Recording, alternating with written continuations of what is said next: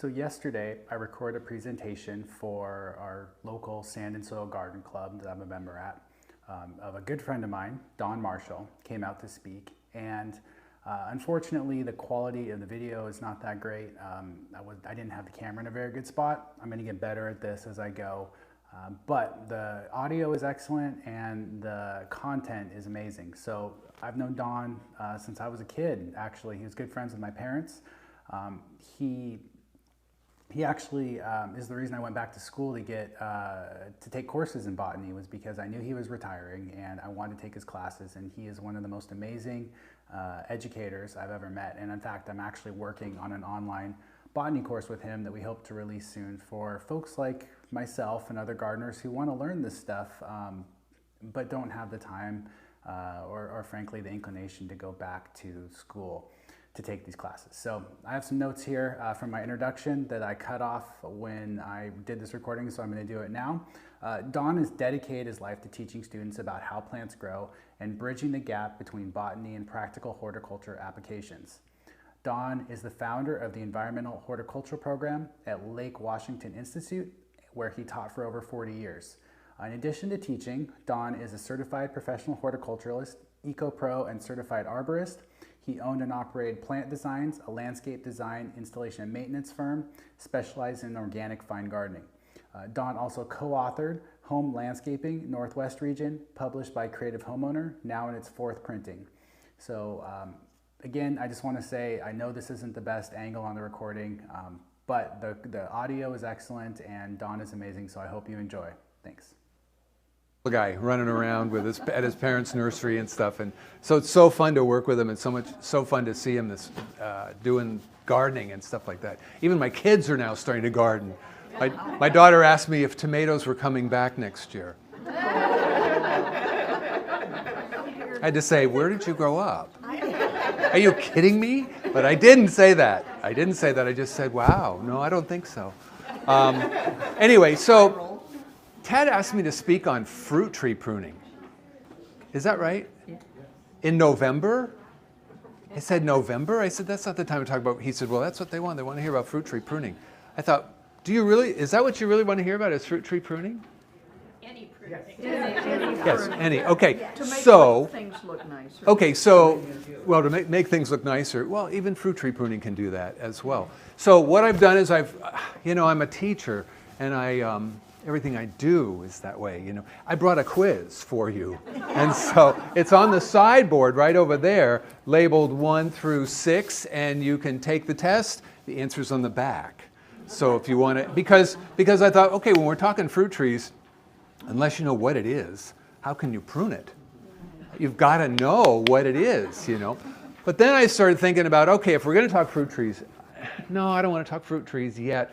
I want to go through the seasons. I want to go through a year in the life of a plant. Because unless you really understand what is a plant and what is this organism doing, and this would take like 10 minutes to just get you all on ground zero. And it really came home to me when my next door neighbor, those are often the most difficult, aren't they? Said to me, well, my prune tree has never blown, never fruited. It doesn't fruit at all. And yours fruit. I don't understand it. I thought, well, let's have this conversation again. I said, the reason your tree is not fruiting is because you have people come and shear them. And when did they come and shear them? 2 weeks ago. Fruit trees bloom on last year's wood. And if you prune all last year's wood off, then the stupid tree won't fruit. It's not the stupid tree. It's the owner. Anyway, I go through this. I said, you need to think about this. You need to think about when you prune determines when you have fruit. And I would run across this many, many times when I was consulting, when I had my own business. And in my head, I never said it to clients, but in my head I was thinking, you're not thinking like a plant. You're not thinking like what is going on here. Instead, so I thought, I'd try to teach people to think critically. So I'm going to do that for you today. And if you look on your handout, some of the things got cut off. But go to the back page that starts with Starts with, I think, when to lightly prune, hard prune, fertilize, transplant. Do you see that at the top of one page? And there's extra handouts. Where are the extras? Did you bring any books to sign? I didn't. I should have. You're gonna have to come. No, this is my. I don't have any copies. If you could just look on with somebody, and she'll. We might be out of copies. We're I can out of copies. email you a copy later. Okay. I didn't expect this many people. So you guys could share a little. Okay, so on the top of that page somewhere, write the months of the year. Okay, just so you know, this is January, represents January, February, March, April, May, June, July, August, September. Okay, because what we're going to do is we're going to say, all right, let's think about a plant. I'm in my yard, I'm in my garden, and there's my rose bush, or there's my weigela, whatever you want to say. What's really going on with you? So let's start, and all the answers are down on this column, and so you could also put the months by those also if you wanted to. So we're gonna talk about this. So dormancy. When is dormancy? Winter, which is, let's say, January. Okay, so January, we're in winter. And we're going to talk about an average year, which I know with climate change, there is no average year anymore. Every year is a 100-year flood or whatever. So we're going to basically talk about, okay, what's really going on? So right now, January, it's dormant. The plant is dormant. Is the plant dead? No. The plant is still respiring, meaning it's still carrying on growth processes. Root growth may be growing in the ground even if it's above freezing. If it's like 42 degrees in the soil, roots continue to grow, even though there's not top growth. Okay, so there's still interactions going on. You know that plant is alive. How do you know if something's alive or dead? You scratch the bark with your fingernail. Comes up brown, it's dead. If it comes up green, it's alive. How many times have you looked at your raspberries and thought, I don't know if this is alive or dead? And you scratch it and go, whoa, it's alive. I would have cut that out. Okay, so we're dormant here. In February, what's going on? Dormancy, and maybe by the end of February, things are starting to come out of dormancy. We're talking internally within the plant. You may not be seeing it, but internally the plant is starting to go through dormancy. The plant is a responder. Responder to what? Day length, temperature, day temperature, night temperature, light intensity, those kind of things. So the plant's a responder. Well, you know the end of January, you know, don't you always think if I could just get through January 31st, I'm home free? Yeah. Because November and December can be so gray and so dark, okay? So really the plant is feeling that way also. So starting in February, it's getting a little warmer. Plant processes are starting to kick in gear. You're saying, well, I don't see anything growing. You're right, you're not seeing anything growing at that time. Starting in about March, we start to get a growth surge. Buds start to swell. You can see it. You can see it in your plants. Buds start to swell. Of course, bulbs are blooming, those kinds of things. We start to get this growth surge in March and in April. And man, in April, we get a growth surge, don't we? It's like, whoa, things start to go. You know, they start to move, they start to grow. You can see the new growth coming. We may get in April and in May, we may get some flowers if it's a spring bloomer. You start to get the azaleas and the rhodies and the early rhodies and all kinds of things starting to come in. The forsythia in February, you know, the epimedium, the plums start to bloom pretty early, the cherries bloom early. So that's going on in March and in April and in May. And possibly if it was an early spring bloomer in May, we start to get a little fruit set. Okay, you may get some fruit setting after the flowers. Sometimes the fruit is very, very small, not talking about edible, but even maple trees. You know, a red maple blooms in February. It sets its fruit in April and in May, and by June it drops it off. So some of your maple trees put on fruit, drop them off right away. And so you may be getting fruits dropping at this time of year as well. Not if you're a big leaf maple, you hold those on for a lot longer. And so what's going on in June? June, you know, I love June. It's like green month. It is so electric green. The vine maples are so bright. The Douglas firs are so bright. All of this new growth has come. It took all this time to start to grow, break dormancy, start to grow. Leaves are expanding. By June, the leaves are just really expanding, okay? Often June used to be a very rainy month, and so we would get cool temperatures, we would get rain, we used to call it January, remember? And it would be, and the leaves are really expanding. It's green month. By the time it hits May and June, the plant is exhausted. It's like, whoa, that was a lot. I just put out a lot of energy. That's when my food reserves are at the lowest ebb. That's when I'm hungriest. That's when, if I'm going to add some nutrients, especially synthetic, but if you're adding organic, the organic nutrients are going to be tied into the microbial activity, which as it starts to warm up and moisture is available, it starts releasing nutrients. Plant says, oh good, I am ready for some. Bring it on, let me eat. And so it will start absorbing a lot during this time, okay, during May and in June. If you have blueberries, for instance, you know, by June they're starting to put on fruit, and the fruit's starting to expand because in July they're going to be ripe, okay? What happens in July? It starts to get hot. It starts to get hot. And we start to get drought. We start to get some dry periods. The last couple of years, we've had that a lot earlier, haven't we? June's been very hot and sunny. But in average years, you know, in average years, July 4th holiday is ruined by the rain. And then July 5th, it turns nice. You're back to work. Great holiday in the rain in the tent, but, you know, you're now back to work. So anyway, it gets hot. The plant starts to go through a little bit of drought stress. By August, we're in drought stress.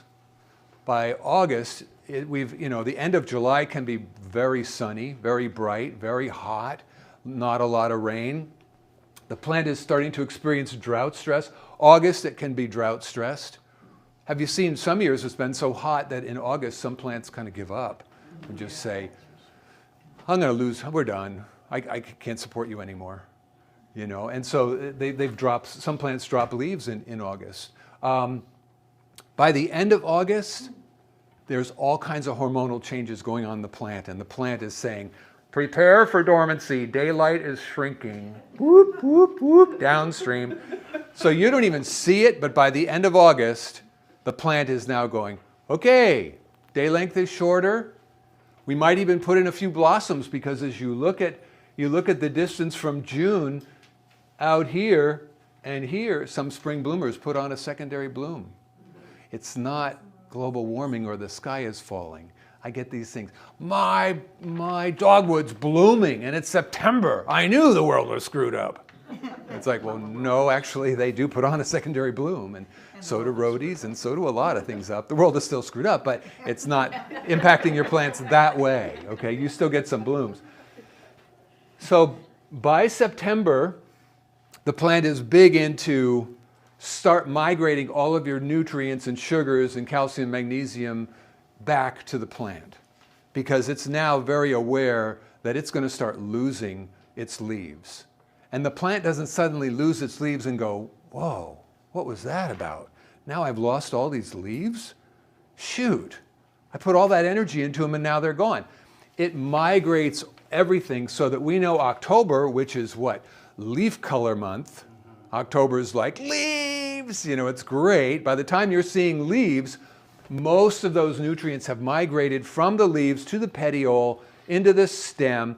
Even scale insects are going, ooh, I think osmotic pressure is changing. Everybody, don't move. Let's go back to the main stem. This leaf is dropping and we're going with it. And so those scales can migrate back to the stem because they know those leaves are going to drop and they don't want to be on a sunken ship. So by the time those leaves drop, that leaf is just a carbon vessel. That's really all it is. And it's going to add carbon to the soil. It's going to be food for microbial activity, but it's not like, gee, we put all that energy into that leaf and now it's gone? Huh, that's too bad. It's very planned. I mean, it's a very logical thing that's going on here in response to what? Day length, temperatures, hormones, inside the plant and outside the plant. November is what? Wind month, isn't it? Wind and rain and cold. We still have some beautiful leaves, like yesterday. What a great day yesterday was. But it's still, leaves are dropping. I just got rid of some of my leaves, and when I went out this morning, it's all over again. There's leaves all over my walkway. And it's like, I thought I just got rid of those. And then what happens in December? We're back into dormancy, right? And so this is the year in the life of a plant. Knowing that, knowing the year in the life of a plant, can help you make decisions on your fruit trees, on your raspberries, on whatever you're pruning. Because if I'm going to, okay, here's an example. If I have a laurel hedge that's 30 by 30, it's gotten way too big, and I want to do some drastic pruning. I don't want to take it out, but it's just gotten way too big, and I'm going to cut it down to stumps. And I've done some research, and I know that I can do that. I can take a laurel down to wood, and it will sprout from there. Well, when should I do this? When is the best time to cut my laurel hedge? Based on the year in the life of a plant, can anyone venture when would be good? December, January, January, February. And you guys are right on in terms of your processing of this information. This is good. You're going to want to do it during dormancy right before growth surge. February, March, right before your growth surge. Why? Because by removing all that stuff, the plant has all this stored food which it's going to use to rejuvenate, and you've taken off 2/3 of the plant. That means this extensive root system, which has a lot of stored food in it, is going to go, wow, and it's going to come right back. It's going to go right back. So you could conceivably, by July, have enough growth where you're actually cutting some of it back and redirecting it. But I had a neighbor, my old house, I'm always thinking of neighbors because they make sins, mistakes, I don't. But anyway, I had a neighbor who pruned a laurel hedge just like that, and he pruned it in October. And we were taking a walk, and I said, oh, great. We'll be looking at those stumps for the next year. And you know, those stumps didn't come back. It ended up, those stumps died down, ended up sending shoots. I mean, laurel's pretty hardy. Sended shoots from the base. Maybe one of them sprouted, but an awful lot of them died down. Plus, they were looking at it October, November, December, January, February, March. Every time you look at it, you go, what are you thinking? What were you thinking? You know, what were you thinking? But it's because they didn't understand the year of a life of a plant, really, when to do it. You know? Okay, let's talk another example. How about fertilizing? If I'm going to fertilize my blueberries or my strawberries, you start hearing on the radio in February, oh, time to fertilize, get your fertilizer. So you throw all this fertilizer out in February, especially if it's synthetic, because synthetic is just going to be very movable with the groundwater. It's still raining. The plant doesn't need it. The plant doesn't want it. The plant uses all its energy in its growth surge with stored food. When does the plant need it? Right as it's starting to, right after its growth surge. Right after its growth surge, when it's like, whew, that was a lot of energy. Oh, good, look what's here. They just put some composted chicken manure on here, and there's a lot of nitrogen on here, and I can use that. Okay, so again, you're asking yourself when to do things. Okay, let's take another example. I had a client once who said, this small hedge outside my office, I was maintaining his office commercially every week. I was there, and he said, can you cut this hedge back? And it was a secondary walkway. It was a private walkway for him going to his office. It wasn't like a main walkway where there were customers coming in. And so I said, well, and this was like May. I said, yeah, I can do that right now. I guess it was April. I said, I could do that, but I said, in 2 months, you're going to have to pay me to do it again. He said, I don't want to pay you to do it again. I said, well, right now, the plant is going through a growth surge. So if I prune that right now, it's going to respond by going, and then you're going to be unhappy again in a couple months. And he said, well, what do you suggest? I said, can we wait till July 1st? July 1st, the plant has gone through its growth surge. Any pruning you do in July, guess what? It stays there. Any pruning of that hedge you do in April, and it goes, whatever. You're like, wait, I just pruned you, or I just paid to have you pruned. And now I got to pay again. So therefore, thinking about, okay, if I'm going to pay somebody once a year to prune my hedge, then I'm going to do it after its growth surge when it gets hot. When it gets hot. You know, I actually was taught, I grew up in New England, and I was taught as a kid, you don't prune things in the fall because then they sprout new growth and then it gets frozen off. That's all folklore. The plant doesn't suddenly undo nighttime temperature, day length, all this other stuff and go, oh, let's start to grow. It just doesn't do that. It doesn't happen. So you really want to think about, all right, so what am I trying to do with those plants? And it kind of brings us back to fruit trees and where I started. The first thing on any plant in your landscape that you're going to want to do before you prune it is you're going to want to say, what's my objective here? And if my objective is flowers or fruit, which it usually is on a fruit tree, I mean, we grow fruit trees, why? Because I want the apples or I want the plums. Not because the flowers are pretty, which they are pretty, but on the other hand, it doesn't work. So you have to ask yourself, on what wood does it fruit? And if it fruits on spurs, and a spur is a short and compressed stem, it's a little stub. If it fruits on spurs, then it has to take a couple of years, a year or two, certainly by year 2, to produce the spurs. So you go in there and you do all this pruning, and then the stupid tree doesn't fruit. It's not the tree, it's what you did to it. It's the time of year that you pruned it. Now, a peach, on the other hand, blooms on second-year wood, but only second-year wood. So you do a lot of heavy pruning on peaches because it's going to put out new growth and that's going to fruit. Okay, so it just depends on what type of wood the tree fruits on. Okay, so let's go back. Any questions on the year and life of a plant? I think this is helpful because next time when you prune, you can think, okay, what's going on with this plant here? And what do I want it to do? And some plants are different. Roses, for instance.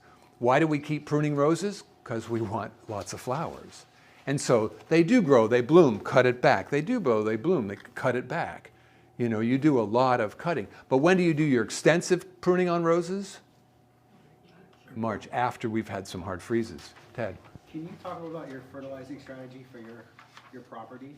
Like how you manage your fertility? So, okay, so fertilizing strategy for me, the question was how do I manage fertilizing strategy? My desire is to not fertilize once established. And we have to put that in our head. Even drought-tolerant plants are not drought-tolerant the first couple of years. It has to go through a couple winters because remember, plants, like that's why this is such a great time of year to plant, because plants are going to continue to establish. You know, I have a son-in-law who's putting in new grass seed, and I said, you got till October 15th to get that grass seed in. And he said, why? And I said, because October 15th gives you 2 weeks till we have our first frost in November, which we've already had our first frost. And then it will grow all winter long, and grass that you plant in October, you'll be planting on in June. Grass that you plant in April, May, you'll be planting on the following April or May. So that's why it's important. So that was a really bird walk, wasn't it? My fertilizing strategy in my yard is once things are established, I don't fertilize it.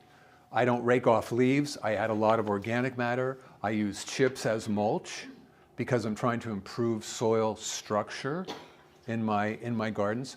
I do fertilize with nutrients. I do restore nutrients in my vegetable garden, in my berry patches, my apples. I do some, very little, because they're established trees. And I test soil once a year, see what's going on, where there's deficiencies, and then add nutrients to the vegetable garden. Because what we're doing in a vegetable garden is really, you know, we're taking off, we're taking off, we're taking off. We can't just say, well, the leaves will take care of it, or the grass clippings will take care of it, or the organic matter will take care of it. You know, we're adding nutrients to round them out and get better production, because my goal for my vegetable garden is production, not because I want to weed my vegetable garden. When do you apply them to your vegetable garden, your fertilizer? So when do I apply to my vegetable garden? So the really thing you want to think about is two major categories: synthetic fertilizers and organic fertilizers. Organic fertilizers, much of what's in an organic fertilizer is tied up in microbial activity in your soil. Microbial activity is tied up in what? Temperature, water availability, oxygen levels. So therefore, good soil structure improves microbial activity, which is going to help. And the funny thing about this microbial activity is that they're most active during the active growing season. And when are the plants in need? During the active growing season. Whereas if you put on a bag of triple 16 and you put it put it on now, plants don't really need it. The nitrates will make them green up, but most of it's going to be washed down through the ground profile, through the water. Is that where you're going with that? Yeah, so do you, like for your vegetable garden then, do you wait until, April? To test? May? No, to start applying your... Right. I start applying, let's see, I do a lot of planting. I do some early planting. Of course, I've done garlics and stuff already, but I do some early the bulk of the planting in April. Okay, so probably right around April is when I've done my testing earlier, and I've gotten my nutrients from you, and then I apply them probably April, working them into the soil. Okay, and I'm not a big till person. I'm not tilling them. I'm just working them in and scratching them in. Okay. Okay. Any other questions? Yes. So do you ever use Osmocote? I do use Osmocote in container plants, like fuchsias that are in a basket, something like that. Usually a container that I really want a lot of color in or something like that, I may use Osmocote in something like that. But that's really, I don't use it in the garden. I don't use it in ornamental plantings per se, but I use it in fuchsias because some of those are pretty heavy feeders and it's a little 12-inch container. Needs a lot of nutrients. Yep. Okay. Okay. So let's talk about talk about pruning in general, and we'll keep tying it back to fruit trees. Okay. Pruning in general. Okay, this is an apple tree. Oh, let me digress. Let me talk about this for one more second. This year was a good year for fruit trees. Do you agree? Good year. We had good fruit this year. Last year, not so much. Last year was horrible. We had a terrible month of March where we had a lot of things blooming, and the bees just said, it's too cold, I'm not going out there. I'm sorry. So we had a lot of fruit that never got pollinated, a lot of flowers that never got pollinated. So last year was a terrible year, and again, there's pockets, and again, some of my fruit trees, I have 50 fruit trees, so some of the fruit trees did produce fruit. It was light, and it was always the later blooming apples that did produce fruit. The early blooming apples, the plums, the cherries, some of the pears, forget it. I didn't get anything. On some trees, there was nothing. And that was because of the climate, right? That was because of what was going on. There was a year about 10 years ago where we had a very, very bad fruit year. I was living on the east side, had a horrible, horrible fruit year, and I kept thinking, why? We've had such a great spring. We had a great spring, the bees were out, it was warm and it was sunny, I don't understand it. Then I went back and looked at my notes. We had had a very hard freeze in November. So when the leaves were like this, even before this, when the leaves were turning yellow and stuff, we had a killing frost and we had snow, and it lasted about a week. And you thought, oh no, winter's going to be horrible. Then it turned out winter wasn't that bad, but it was interrupting this reclamation of nutrients that totally impacted the following spring's produce. Isn't that interesting when you think about that? And so weather, climate, temperatures are so impactful on a fruit tree, particularly on a fruit tree. So anyway, it's kind of a side note. Okay, so this is an apple tree. And we know, I'm going to try to follow my notes here, we know that many plants have an apical bud, right? They have a terminal bud, and this terminal bud has hormones in it, and these hormones control all the growth down here. This hormone in here says, hey, I'm in charge, nobody goes out, we're going up. Got me? And so these guys grow and grow and grow, and eventually when they get farther away, their impact on the lower lateral buds is lessened and lessened to the point where they produce these little shoots. Okay? By removing this terminal bud, what do? You remove that hormone that's in that bud, and the branch sprouts, right? I mean, if, take a fuchsia, take anything, you know, you're like, I want it to bush out. You pinch it, it goes, and all those little branches have terminal buds as well, and it controls that, and so they're controlling their own side branch, and their own side branch, their own side branch. All right, so we know we've got a terminal bud, we've got lateral buds in here, we have nodes. The node is where the bud meets the stem, and we've got the inner node, which is the distance between nodes. Okay, so this is an apple tree, and so I'm going to bounce around a little. I hope this is okay. This is an apple tree. Most apples produce fruit on spurs, okay, and you're comfortable with that word spur. And cherries produce on spurs, plums produce on spurs, pears produce on spurs. But the biggest frustrating thing that people don't understand is that apples produce fruit on spurs. How do you get a spur to produce? I mean, how do you get it to create spurs? All right, plants have a growth surge. So this is my apple branch, and because you can't see it from where you're sitting, here's a terminal bud. Here's side buds, side buds, side buds, side buds, side buds. Then as you go down the stem, you see a group of concentric circles right here. Okay? You can't see it, but I can see it. It's right here. So I go from tip to this little concentric. This little concentric is called bud scale scars.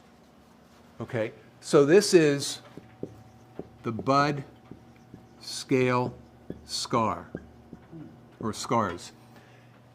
The terminal bud, keep in mind the terminal bud is what? Enclosed in bud scales. In the spring, the bud scales all drop off, right? And the terminal starts to grow. This is last year's growth where the bud scale scars were, where the terminal bud scale scars were. So from here to here is how much it grew last year. So from here to here is how much it grew last year. Now notice this branch. Can you guys in the back see that against the whiteboard maybe? Notice on this branch, we're starting to get these little spurs. Spurs, really keep that in mind. What is a spur? A short and compressed stem, meaning it took a stem that's growing and someone went, it looks like someone squashed it. And so you have very close nodes, internodes, nodes, internodes, nodes, internodes. Spurs are built scientifically to hold weight, like an apple. An apple's heavy. And you know, if you put an apple here, it goes like this. So that's why these spurs are built tougher, okay? So, terminal to bud scale scars. If I tip this, I go in the spring, and I go, oh yeah, I don't know how to prune my apples, but I love my new shears that I got. So I think tip, tip, tip, tip, tip, tip, tip, tip, tip. And so we tip that whole plant. How does the plant respond if we tip that? That's right. Is it going to grow spurs? No, it's going to do this. It's going to grow like that, right? And then it stops. Okay, so if I leave it untipped, the farther away this apical meristem, now it's starting to grow in the spring. It's like, hey, guys, we can grow. She's gone. So what happens? You start to get spur growth right here, spur growth right here, spur growth right here, spur growth right here. Once a spur, always a spur. A spur is anatomically different than a branch. So your goal with your fruit trees is to produce spurs, because if you produce spurs, you're producing fruit. Once a spur, always a spur. So therefore, you're saying, yeah, but then you've got this branch and it's going to be kind of weak, and if this gets heavily weighted with fruit, it's going to start bending down. Okay, the next year I can go back. Say I haven't tipped, just like the one in my hand. I've not tipped this. And here it is, March, April, May. Let this thing grow. These things will start to produce spurs. If I keep letting this grow, I'll get spurs on here, but then I can go back and I can actually cut it to here. to firm up, to toughen up this wood, to make this wood thicker, to be able to handle the weight of the fruit trees. Now, how's the plant going to respond? Well, it's going to grow some here, grow some here. These are going to, spurs grow, you know what spurs grow? They grow more spurs. So you end up with a spur network in this whole area. This will eventually, over time, 7 years, 10 years, you'll start to have spurs on all of these. And so you end up with quite a bit of spurs. And so then you're going to get fruit. If you walk away with nothing else, walk away with tipping discourages spur production. I never read that in a book. And I was that classic organic gardener in his 20s, got his 5 acres, put in a ton of fruit trees, woo-hoo, did the thinning, read the book, degree in horticulture, the whole bit. And then right before I went in, I thought, oh, tip, tip, tip, tip, tip, tip, tip. Oh, that feels better. Tip, tip. I've tipped everything. Stupid plants never produce fruit. Why? I thought, I'm in the industry and I can't get my fruit trees to fruit. This is embarrassing. Why can't I get... I read books. None of the books look like my trees. Oh yeah, this is really clear. I get it. You can stand there with your shears and you go, I have no idea what I'm doing. You read the book, I have no idea what I'm doing.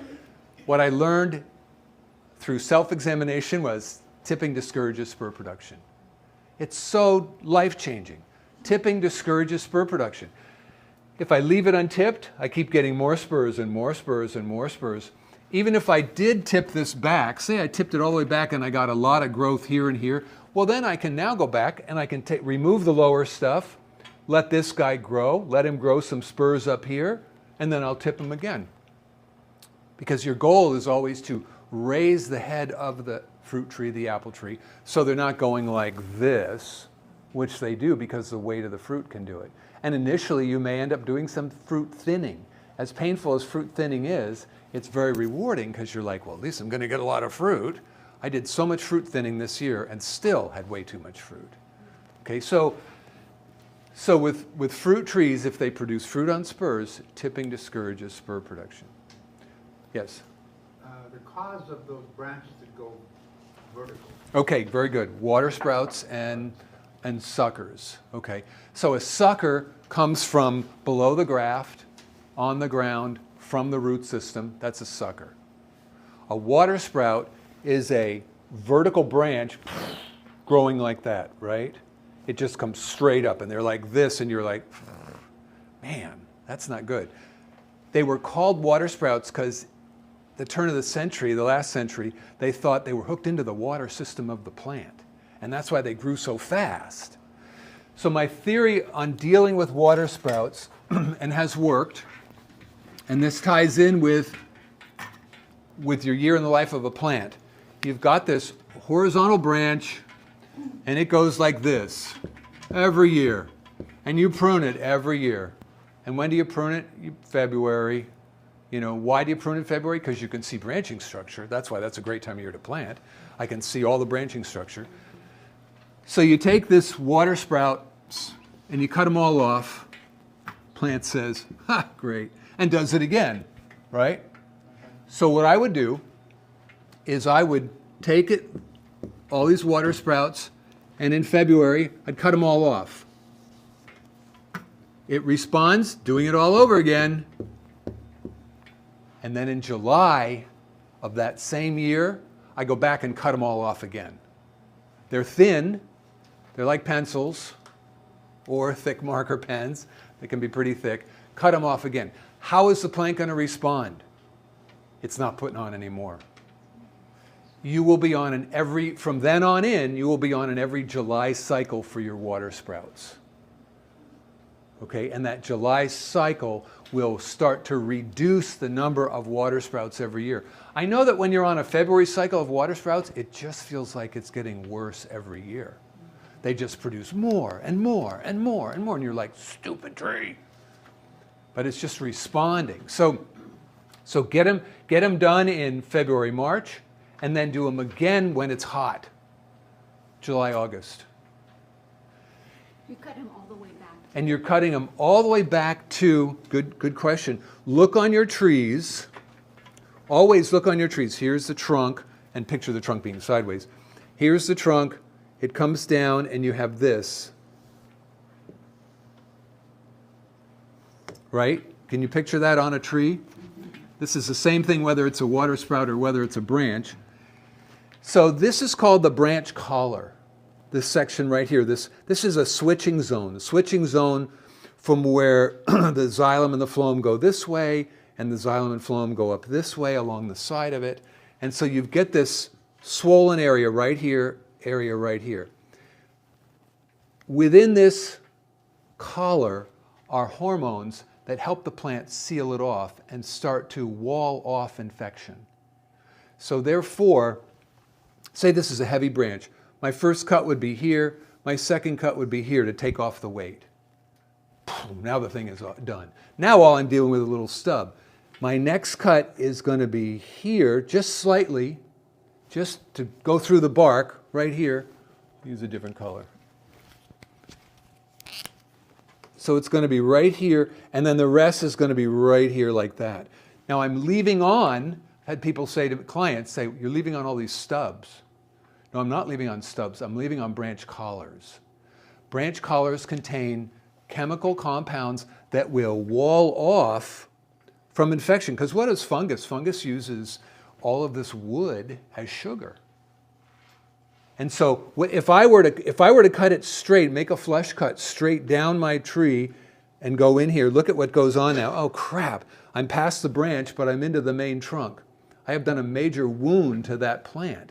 And what's going to happen is fungus is going to attack right in here and start to get into this wood and in this wood. And if it's a soft barked plant like an alder or a cottonwood or a willow or even maples, then you're going to get some rot in here. But by leaving the branch collar on, and your point was, what about those, how flush do you cut those? You're cutting to collars. And because really on all these little branches right here, they all, you'll look at them, they all have collars. Even all these water sprouts have a little bit of swollen area and then they go up. So they have collars too. You know that if you cut to here, well, there's buds here, and instead of one cut, you'll have 4 next year, times 10. Now you got 40 cuts. Okay, it just exponentially starts to increase. So the collar is a real important thing to start looking on your trees. Spruce is amazing. Spruce, it's so funny. Here's the tree, here's a spruce. Oh, wow. I mean, I've done a spruce, and it looks like this, and you're like, you've left that 8-inch stub on that tree. That's the collar. Yes, I've left that 8-inch stub on the tree. No paint, no tree heel, no pruning aid. Even though it's still on the market, they've been shown scientifically that they trap in moisture and organisms. So what do? Let it go by itself. Trees bleed, don't they, in June? Maples bleed in June. If the bleeding disturbs you, then do it in July. Or do it in March when they're not bleeding. Okay, there is no scientific evidence that this bleeding, which is literally water, most of it, but sweet water, if you've ever tasted it, is a problem to the plant. It's not. Yes? A little bit off fruit trees, but on Japanese maples, is there an ideal time to prune? Yes, And it is. twice. But I won't ask you when you did it because, anyway, but, okay, so the ideal, Okay. I was looking at mine yesterday. I have a beautiful lacy leaf maple that the former owners took a chainsaw to. And so I either decided I was going to rip it out because it was so horrible what they did. My wife said, no, why don't you just, let's work with it. And so now it's beautiful. It's starting, but there's still a problem. And I looked at it yesterday and I thought, you know, all the leaves are off now. From now on, I could do it. I literally was combing out dead leaves. There's no foliage on it now anymore. So I could do it now, or I could do it in January or February. As long as it's not freezing, you can do it. So I do it twice. I'll do it in dormancy, because I see the branching structure, and I can see what I want, and what is crossing is okay, what crossing is not. And then I'll do it again in July. And I do it in July because especially lacy leaf maples turn into big mop heads. They turn into mushrooms. And it's like, what a blob. And I uplight mine at night. And so when you uplight it, you can't even see it because it's just like purple. It's just a blob. It looks like a gumdrop. So what I do is in July, I go through and I window it. And I take out branches so I can see the trunk and see the branching structure and see the uplight that I have on it at night, so it actually gives me some texture. So I prune twice. Okay, I prune them in dormancy and then I prune in July after the growth surge. Okay? Yes? While you're talking about lace leaf maples, what, on mine, the branches on the end are dying. What's causing it? Branches on the end of its Japanese maple are dying. What's causing it? Often Japanese maples kill parts of it because there's so much shade. And so you might have little twigs, little branches that are dying. Is that what it is? Yeah, usually at the... Lots of, and you can tell the color of the wood is different, isn't it? It's a light brown. Yeah, it's white. You can go through and just forget even using your shears. You can just break them off with your fingers and do that. So Japanese maples, lacy leaf maples, are susceptible to crowding themselves out and shade. Again, another reason to prune in July, because you're trying to let light in, let light in, let light in. You'll get less dieback. So that's a good time to do it. They do get verticillium, which is a fungal disease which is in the plant, and it will take out a major branch or a major branch. And if you have that, it's probably going to, it may kill the tree. Trees can live with it, but they become pretty unsightly, and so you'll probably have to take it out, take out some of the soil and put in something that's resistant to verticillium, which there are, which would not be a Japanese maple. So it just depends on what's going on there. So, so let's go back to pruning general and pruning trees. You know there's two types of cuts in the world. Oh, this is a great one I brought in. There's a heading cut, where if I were to tip this would be a heading cut, right? I would tip it and it would respond by going, right? That's a heading cut. A thinning cut is where I have a branch and I take this entire branch back to the point of origin.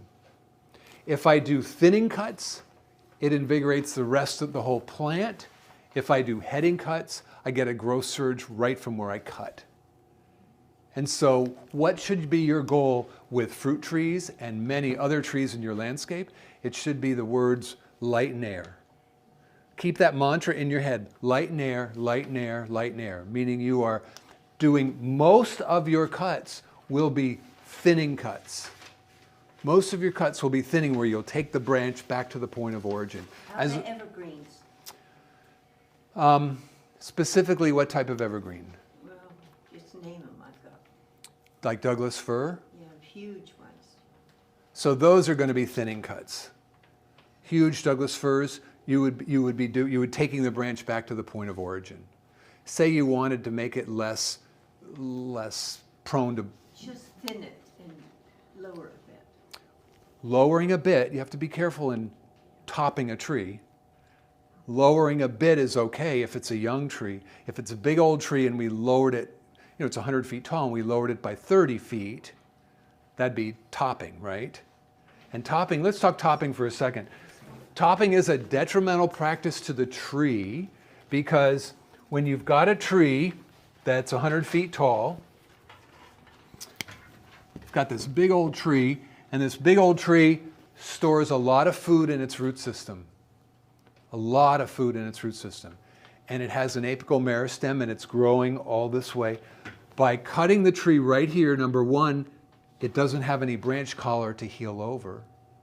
And number two, the roots starve because of lack of nutrients, because all these leaves, you've taken off a third of the plant and all these leaves can't feed the root system, so you start to get root death. So you start to get fungal growth in the roots, so the tree becomes unstable. So I often tell people if the tree is a problem tree to you, then take it out and put in something that's not as much of a problem. This one's sort of like a bush, you know, huge. Okay. It's higher than this roof, and it's sort of bushy, and it kind of goes up over the top of my house, which is And it's not a Douglas fir, it's just another conifer, another evergreen. only it's big. like a Hanoi. Okay, like a Hinoki cypress. Hinoki. Like a Hinoki cypress. So you can, I gotta thin it or something because the snow gets on it. okay. It makes a lot. And if it gets too tall, sometimes, you know, we can teach you out of a book all this stuff about why to not top a tree like a Hinoki cypress next to your house, and then you say, but it gets in the gutter and it's really annoying and I need to lower it or I need to open it up. So you can drop crotch it. Drop crotch is where you basically, if there's a branch coming out here and a branch coming out here, you can take it to this branch right here and let this one take over, okay? You can also reduce this one a little bit and reduce that one. When you get a big old tree big old shrub, which is turning into a tree because it's up to your gutters and stuff like that, you can remove branches back to their origin. You can remove the top back to a branch, a strong branch that's going out there. What you want to avoid doing, It has little green berries on it sometimes. okay, what you want to avoid doing is shearing it. Okay, you want to have somebody reduce it so that when they're done with it, you go, wow, that just looks a little smaller. Instead of, whoa, you really pruned that, didn't you? Those are two different reactions. And there's no reason why you can't take that conifer back, have someone take it down. But And the root's as big as round as you. the root is? Yeah. Might be time for a stump grinder. Yeah, it might be time for a tree. So that, you know, we really have no options. Your options are to, I mean, you have several options, but it's just a matter of what do I want to do. You can thin it, you can lower it. You want it to look nice for you still. Yeah. And so get someone who's trained, someone who maybe a certified arborist, somebody who knows what they're doing, as opposed to someone who's the cheapest. That's the problem. My neighborhood is full of people that are the cheapest. And I look around and I go, wow, they've just pruned all their heaths. Funny, they're going to bloom in the fall and in the winter, and they've just sheared everything. Or what they did to my next door neighbor. This was done by a service. And they lollipopped all of her fruit trees. And I see this, and she does it every year. So I think you got to get people who know what they're doing and who are professionals. You pay a little more for them, you do. But you're going to be happier because there's no reason why that tree that you're talking to the corner could probably still look really nice with someone knowing what they're doing and how to prune it. You could reduce it. I've reduced plants easily in half and have them still, well, I can't see it, so I don't know, but you know, you can reduce it significantly so that it still would look good. Okay? Other questions at all? Thank you. Yeah. One of the things I wanted to, getting late. Am I okay? Are we okay? We're okay. Time-wise? Yeah. Okay. I mean, Stay. I think, I'm guessing people probably have questions about rhododendrons. Yep. I don't know if that's a popular plant. Okay, so let me end with a couple things, and then we can go from question to question to question. One of the things that's on here before I get into this one is right plant, right place. Isn't that the truth? You know, you want to think about, okay, before I buy something, before I plant something, how big is this going to get? How big is this going to get? What's its maturity going to be? And can I handle that? You know, I love, you know, Ted said I wrote a book. Well, I really had a good time writing page 15 because it shows that in your mind's eye, you have this garden in your mind of what you want it to look like. But when we plant it, it looks like this. And I just did a new garden installation in my yard, in my own garden, and I thought, wow, it looks so bare. I can't wait for 5 years. It's gonna, because it needs to grow in.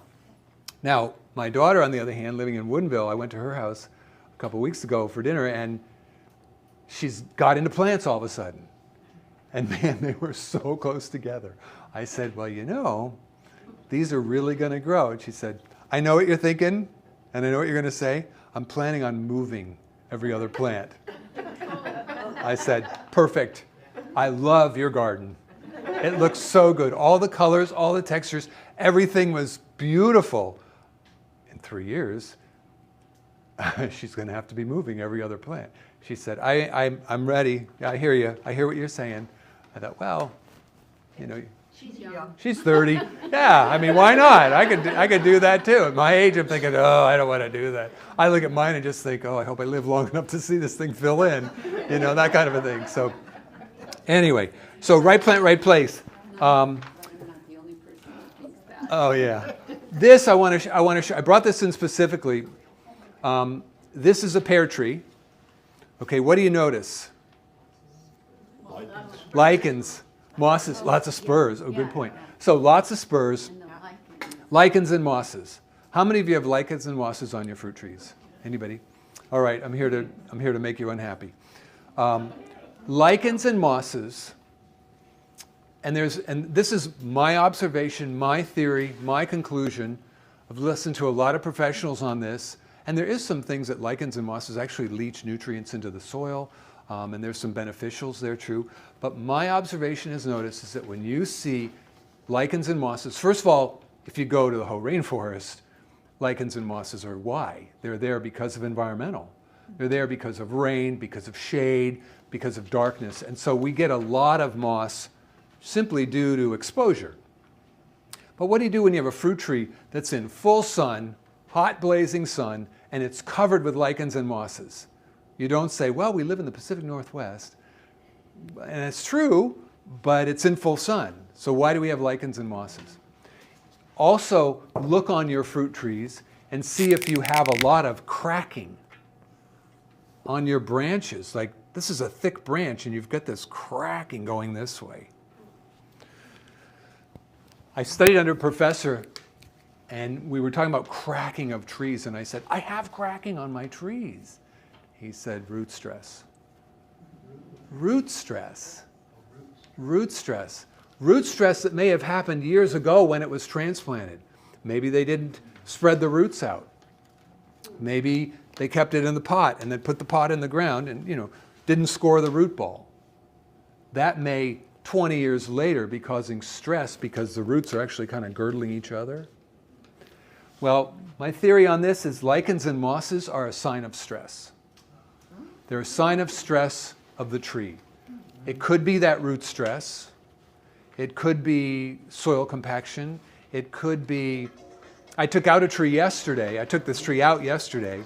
And one of the problems was, and I did this, is that I mounded, don't you hate when that happens? I know, it's like, I can't get it off, I can't get it off. So what I did on this tree, I hadn't thought about what I did on this tree. I just did it. It looks pretty though. It does look pretty. Yeah. It didn't produce fruit at all this year. Okay. So what it did, I put on a foot of chips. Why? Because I had to get rid of them, and because there was lots of reasons, but I put a foot of chips on this tree. You should have on your trees, at the base of your trees, you should have what's called trunk flare, right? Trees have a trunk flare. This tree, the chips are up to here. It responded this year by producing no fruit, by getting rust, which it never got rust. It's a tree that's probably 50, 60 years old and was terribly butchered by a previous owner. So the tree has been stressed and has had lichens and mosses on it for years. And so I made a decision, you know, look at you. You're such a mess. And I compounded it by adding all those chips on there. I think it's time for a new tree. See ya. So he's now took off ground level, you know, and I'm very happy with all the light I have there now. It's like, wow, that's really much nicer. So, but when you see lichens and mosses on trees that are in full sun, think stress. So then what does that mean? What can I do for it? Well, you can mulch it with chips, arborist chips. You can add some organic fertilizer to it. But if you're putting chips, don't put a foot of chips. You know, we're talking a couple inches. That's enough. Yes? I was just gonna say, the lichens don't really hurt. Nope. They, you know, some people are concerned, oh, it's killing the plant. Right. No, I better put because some dormant oil on it because it'll kill the lichens and mosses. No, you don't need to do that. The lichens and mosses, you're right, they're not a parasite. They're not a problem. My theory is that the pH of the bark changes when the plant is under stress, providing a good environment for these guys to grow. Yes? I have a hazel, and half of the tree has lichens, and the other half doesn't. Wow, interesting. Why is that? I have no idea. Yeah. The older you get, the more comfortable you get saying, I have no idea.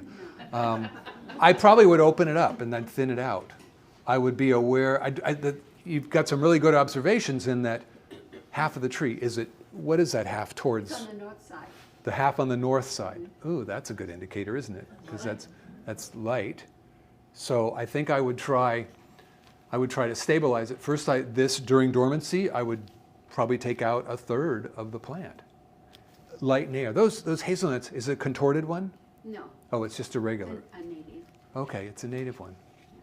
Oh, that's really interesting. Is it really thick? No. It's real open. Okay, so it's real open, so therefore it's not going to be a light and air. Then go to the soil. What's going on in the soil? Dry. Dry. Okay, so I might try mulching with arborist chips. I might try adding some organic fertilizer. I've done arborist chips. Okay, and nothing still. Interesting. Yeah. Could that be a vascular issue, like a wilt or something? Are all the leaves coming out normal when they come out? It slowly looks like it's dying on that side. Oh, interesting. And it throws suckers. Right. And I've been cutting the suckers off. Right. And I didn't know if that was doing. No, I think that's okay. Wow, I don't know. I think I'd end up having, I would almost want to, I don't know whether something's going on in the root system or if something's going on in the top growth. I probably would cut out the affected areas and get rid of them off-site. Anything else? Yes? Raspberries. Good. According to what you said in February. Okay. And then again, Great question. And I brought a raspberry over here for that very reason, because I was hoping we would talk raspberries, and then I forgot. So thanks for bringing this up. The first question you have to ask is, are they ever-bearing raspberries or are they single crop? What are they? well, I'm not sure I know the difference. But Perfect. I was hoping you'd say that. Thank you. I'll pay you later for that one. That was really, what is the difference? Okay, so this is bearing fruit right now, isn't it? yeah. This is considered an ever-bearing raspberry. Ever-bearing raspberries produce fruit twice a year. They produce fruit on new canes coming up that bloom in the summer and produce fruit in the fall. Then if I cut this back, because the top's going to die down, this same cane will produce fruit in June, and then that cane will die. So raspberry roots are perennial, the canes are biennial, meaning all canes of raspberries live for 2 years and then they die. So let's talk single crop raspberry real quickly, if we're okay on time. I don't want to have you guys say, get out of here. I think we're done with him. So let's talk raspberries. Let's talk single crop raspberries, such as what? Such as Meeker, such as Tulamine. Tulamine is by far my most favorite raspberry. The quality of the fruit is incredible. So it grows its first year. That's called the primocane, and it does nothing. It just grows. It might grow 6 feet. It doesn't bloom, doesn't fruit, doesn't do anything. Okay? So it might produce all these canes coming up here. You've got all these canes, about 18 inches, and they're like this. And this is Tulamine. I put in a trellis, which is a 4x4 trellis. I put a cross on it. I put in a 4x4 post and a 2x4 cross, and I put wires between them so it looks like a clothesline. And then in the time of year to do your pruning is going to be February. Okay, February is when I'm going to prune my single crop. What I'm going to do is I'm going to take these guys and I'm going to bend them here and I'm going to tie them. Take this one, bend it here and tie them. Take it here, bend it and tie it. Okay? Then I take this one, bend it, tie it here. Take this one, bend it, tie it here. Take this one, bend it, tie it here. Looks great in a picture. It actually does work. Same thing, maybe I only have one on this one because it only had one cane. Maybe this one has two and I tie it here and I tie it here. Now notice when I tie it, what am I doing? I'm tipping it. That's really key. You want to tip it. You want to bring this thing over. It may go all the way down to here. You tip it. Even if it only goes to here, I tip it. Why? Because that takes that hormone out of the apical meristem and causes fruit to go here, here, here, here, here, here, here, here. So you get fruit all the way along here. And I want my trellis to be, I like to have them 6 feet. Because what happens, they come out about 18 inches. And so you say, well, that's too high for me. It won't be once these guys start producing fruit coming down this way. Okay? So now they produce fruit year 2. Now you're in your 2nd year, right? They produce fruit. While they are producing fruit, you have new canes coming up all over the place. I try to keep them inside my box. Keep them inside my box. You got new canes coming up. That's next year's fruit. Keep those canes growing, keep them protected. They're growing, they're growing, they're growing. Now in February, and I always tie mine with jute so that I can just cut them and then they drop off, cut in, they drop off. I take these guys all the way down to the ground. So I remove all these old canes that produce fruit, and then I tie the new ones over here. So every year in February, I'm cutting it down, and then I'm reattaching. Now, if you're like me, as soon as I'm done fruiting, like in September, I like to take out the old primocanes. Why? Because I like to give the other ones space. I like to give the other ones some room. So I will prune them. I'll prune them also at that time in August as well. So this is a single crop. If it's an everbearing, like this guy, what I like to do, you're not going to want to hear this, I cut him to the ground every year. I cut him to the ground every year. I still have a trellis like this. And I cut him to the ground every year because the taste of these in July is nothing compared to tulamines.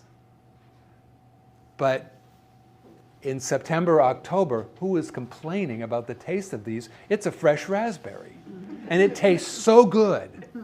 And this really came home for me when I had 5 kids at home, and they were little kids, and they wanted dinner, they wanted to hurry up, you know, it's like, go outside and eat something. Just go pick something, get out of the kitchen.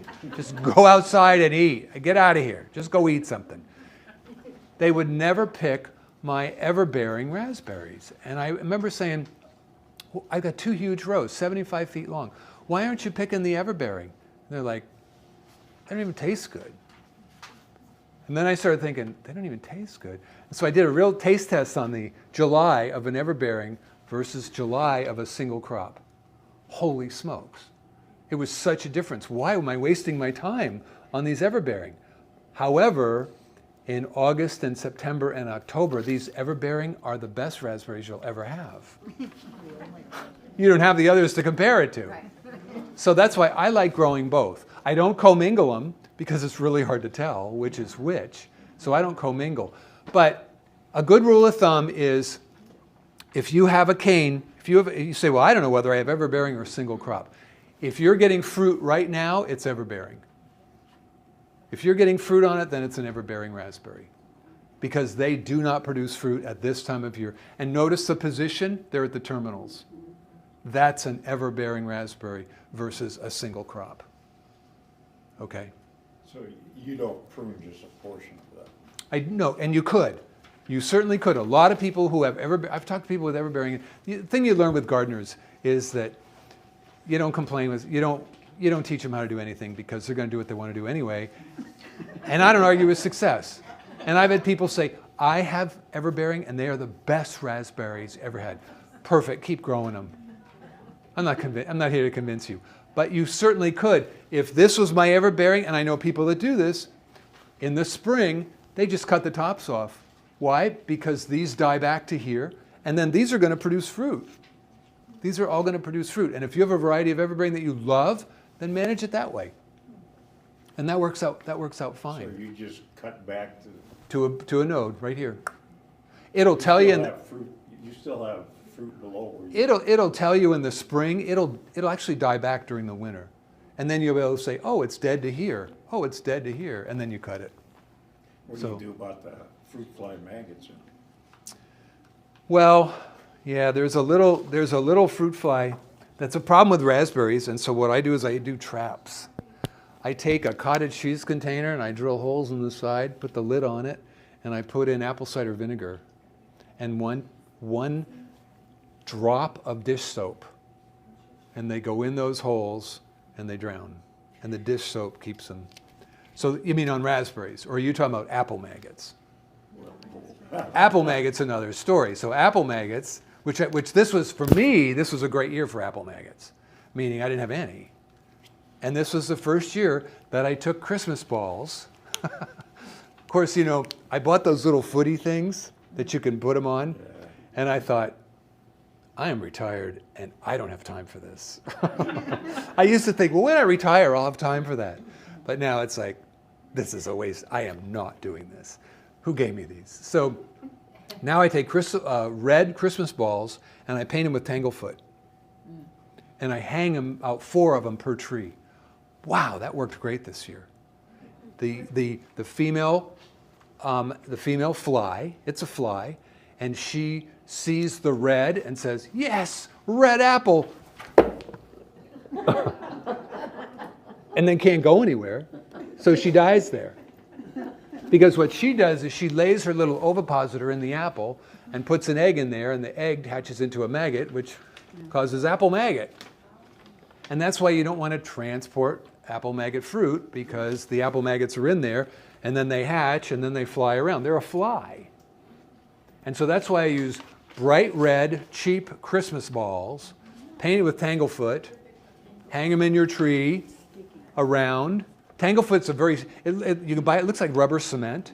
Remember the old rubber cement days in the little glass thing? And you paint it on it, and it's really sticky.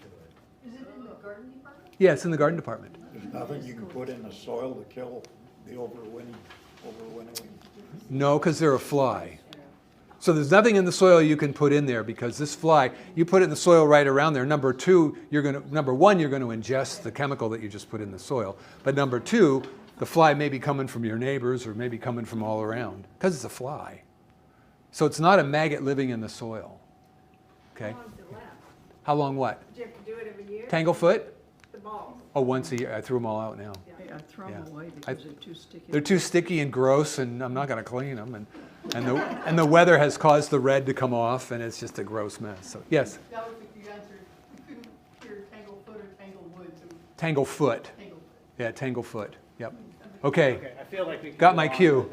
I Okay. know we're already over on time. Yeah. Sorry. And I have to go pick up my daughter in about 10 minutes. So Okay. thank you so much. You bet. You bet. Thank you.